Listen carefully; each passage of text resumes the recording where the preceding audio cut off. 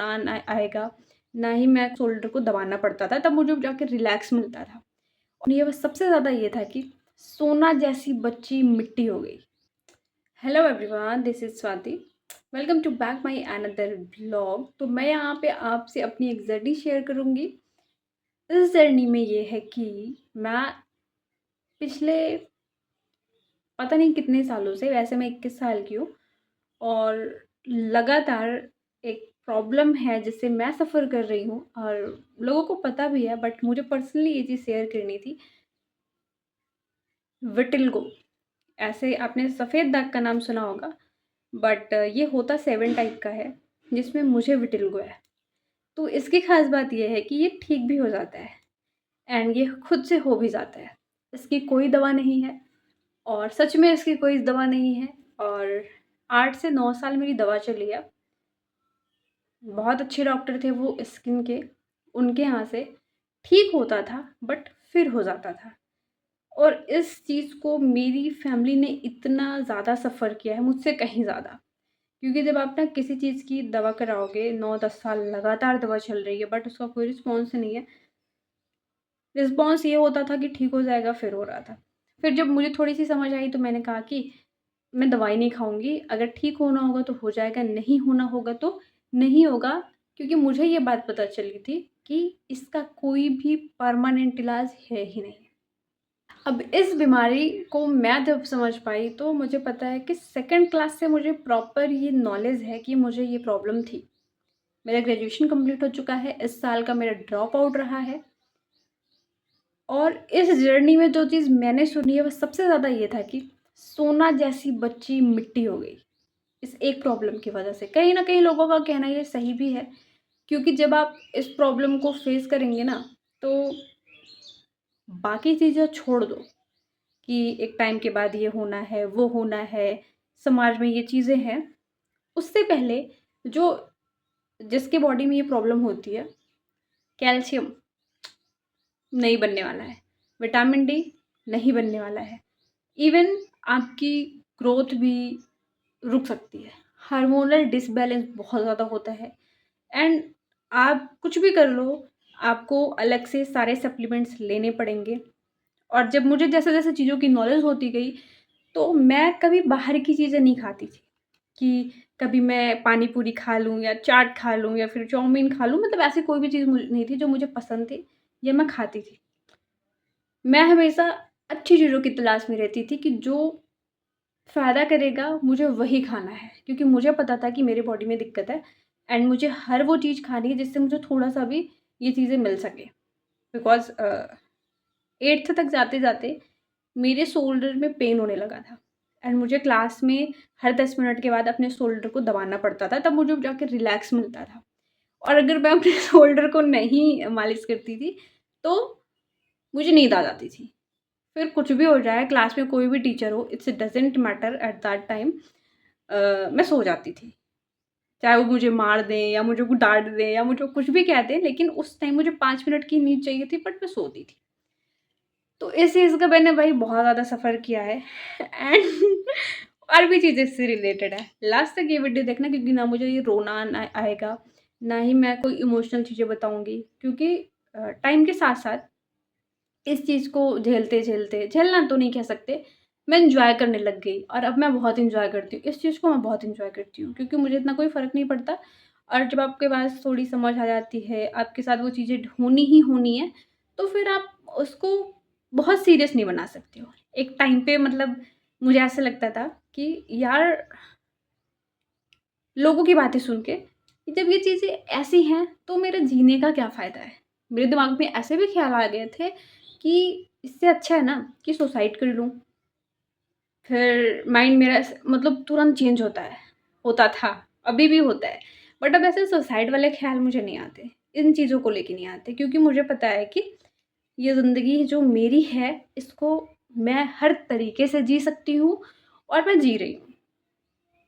लोगों की बातों से मुझे कोई फ़र्क नहीं पड़ता, पड़ता है, लेकिन इन चीज़ों से बचने के लिए मैं लोगों से बहुत दूर रहती हूँ। शायद ही ऐसा होता है कि मैं मिलती हूँ किसी से या मैं किसी से डेली बात करूँ, बहुत मुश्किल चीज़ है ये, मतलब मैं नहीं करती हूँ। क्योंकि कहीं न कहीं ये बातें आती हैं, फिर मुझे पसंद नहीं है सुनना।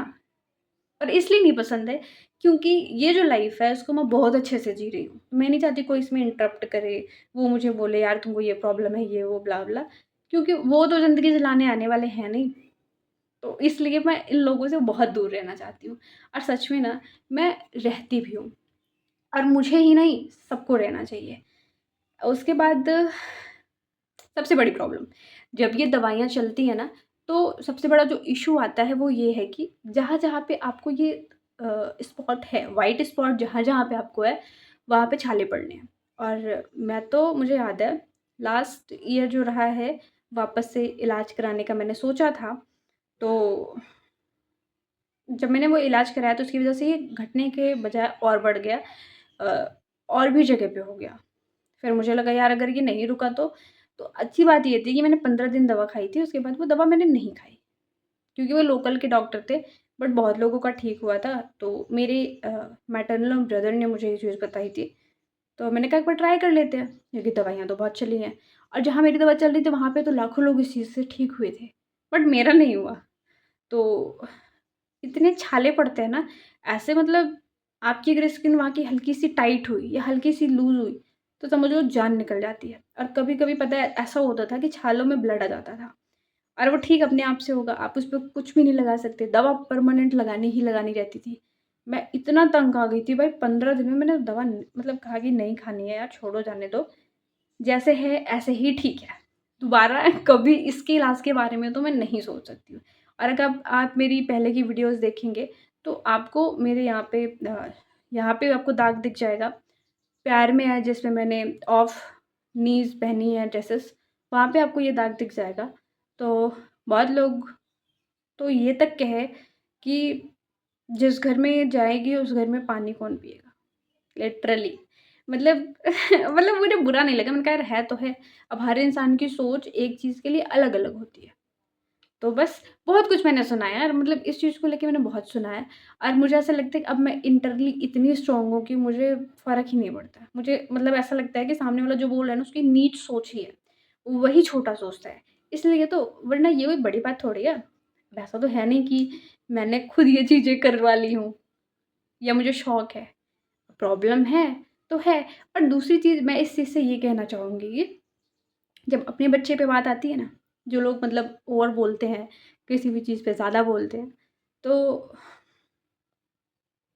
जब अपने बच्चे पे बात आती है तो अपने आप डाउन हो जाते हैं। अब मैं तो उनकी बच्ची हूँ नहीं, ना ही वो मुझे खिला रहे हैं, ना ही वो मेरे लिए परेशान हैं। उनको सिर्फ़ क्या करना है, कमेंट करना है, दैट्स ऑल। उससे ज़्यादा कुछ नहीं करना है।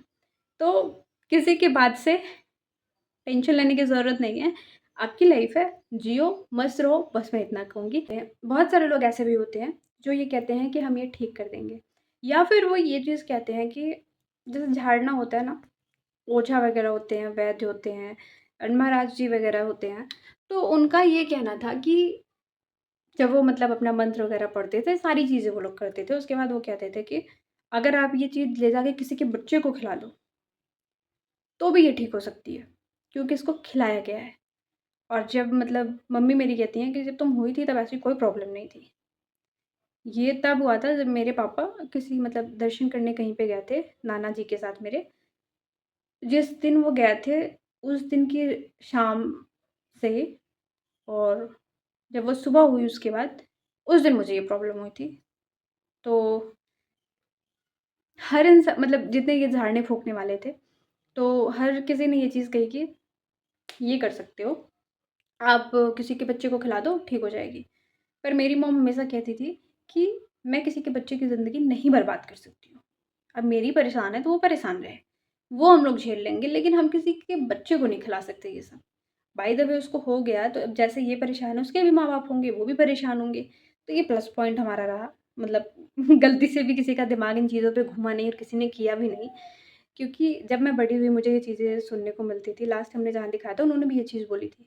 तो मैंने कहा कि मुझे प्रॉब्लम रहेगी चलेगा, लेकिन मैं किसी को नहीं खिला सकती हूँ, ना ही मैं किसी को देने वाली हूँ ये चीज़ें, एंड आप प्लीज़ अपने पास ही रखो। मुझे अ, उसके बाद से मैं नहीं गई, कभी मैं गई नहीं कि कहीं पे दिखाने की, नहीं। और मुझे ऐसा लगता है कि ये सब कोई भी चीज़ें होती नहीं हैं, ये पर्सनल मेरा है। क्योंकि अगर होती तो मेरे नाना जी ने इतना खर्च किया है ना, चढ़वाना-फुकवाना यहाँ से वहाँ, वहाँ से वहाँ, मतलब जितने उनके टच में थे, जितना वो जानते थे हर जगह वो मुझे लेके गए हैं।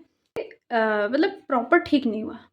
लेकिन एक चीज़ मैंने देखी है, अब वो चाहे दिमाग का भ्रम हो चाहे जो भी, जब लास्ट में जहाँ पे दिखाया था, जिनकी मैंने आपको बात बताई, तो वहाँ पे दिखाने के बाद ये हुआ कि ठीक होना स्टार्ट हो गया और काफ़ी हद तक ख़त्म हो गया था।